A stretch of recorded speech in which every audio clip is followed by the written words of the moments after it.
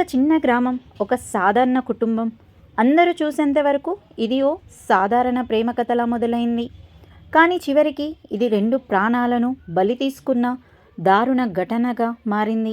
వికారాబాద్ జిల్లాలో దశరథ్, లక్ష్మి దంపతులు. వారికి ఒక కుమారుడు, 3 కుమార్తెలు. వారిలో చిన్న కూతురైన సురేఖ బీఎస్సీ నర్సింగ్ చదివి సంగారెడ్డిలోని ఓ ప్రైవేట్ హాస్పిటల్లో నర్స్గా పనిచేస్తుంది. సురేఖకు ఓ అబ్బాయి పరిచయమయ్యాడు. మొదట స్నేహం, తర్వాత ప్రేమ. ఇద్దరూ పెళ్లి చేసుకోవాలని నిర్ణయించుకున్నారు. ఇంట్లో పెద్దలను ఒప్పించేందుకు ప్రయత్నించారు. కానీ వారు ఊహించని ఓ అడ్డంకి కులంగా మారింది. వేరే కులం కావడంతో సురేఖ తల్లిదండ్రులు ఆ పెళ్లికి ఒప్పుకోలేదు. దీంతో ఇంట్లో గొడవలు, మనసులో కలత.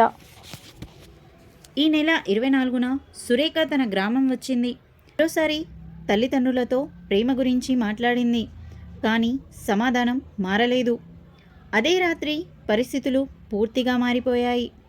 పోలీసుల విచారణ ప్రకారం సురేఖ తాను పనిచేస్తున్న హాస్పిటల్ నుంచి తీసుకొచ్చిన మత్తు ఇంజెక్షన్లను ఉపయోగించి తల్లికి ఒళ్ళు నొప్పులు తగ్గేందుకు ఇంజెక్షన్ అని చెప్పింది.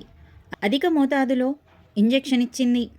ఆమె అక్కడికక్కడే కుప్పకూలిపోయింది. కొద్దిసేపటికి ఇంటికి వచ్చిన తండ్రికి వెన్ను నొప్పుల పేరుతో అదే ఇంజెక్షన్ ఇచ్చింది. ఇద్దరు స్పృహ తప్పి పడిపోయారు. మరికొద్దిటి సేపట్లో 2 ప్రాణాలు ఆగిపోయాయి. ఆ తరువాత సురేఖ ఈ మరణాలు సహజ మరణంగా చూపించేందుకు ప్రయత్నించింది. తన అన్నకు ఫోన్ చేసి, నాన్న ఒక్కసారిగా పడిపోయాడు, అది చూసి అమ్మ కూడా పడిపోయిందని చెప్పింది.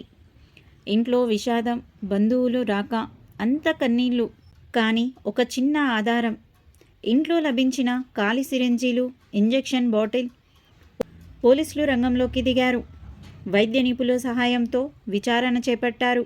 అవి అత్యవసర పరిస్థితిలో మాత్రమే వాడే మత్తు ఇంజెక్షన్లు అని తెలిసింది. విచారణలో సురేఖ నేరాన్ని అంగీకరించింది.